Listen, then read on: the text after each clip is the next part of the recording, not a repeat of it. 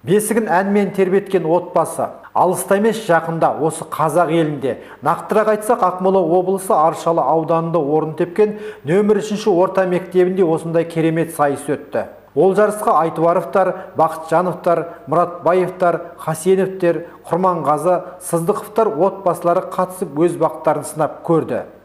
Мен бірге паркқа барғым келем, Астанаға барғым келеді, Экспоға барғым келеді.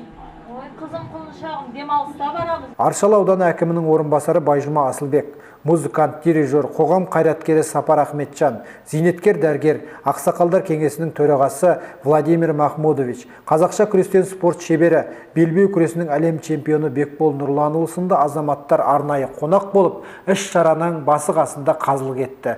Осы жерде қоса кетсек, Республикалық білім айнасы газеті мен сайтынан біздерді арнайы шақырған екен. Сахналық өнер көрсетті, ән айтып биде биленді.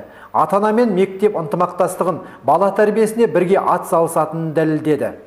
Бұл ескіде жаугершілік заманда еліміздің шетіне шау шауып келген кезде, сонда ауылға ат шауып елдің азаматтары естіртіп келетін болған.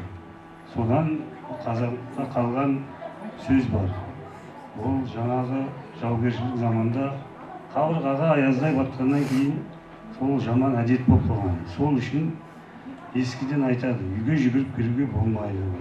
Дерлік сайысшылардың бәрі де жеңіске лайық отбасылар болып шықты. Қазылар алқасына іріктеу оңай болған жоқ сыңайлы. Десе де жарыстың аты жарыс, жеңіс болуы шартты.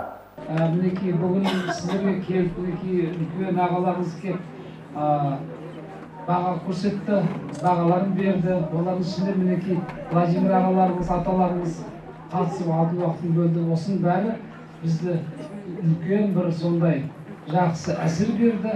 Мен алдағы уақытта сізге тілейтінім, осы ұжым Аршалы ауданындағы керемет ұжымның бірі.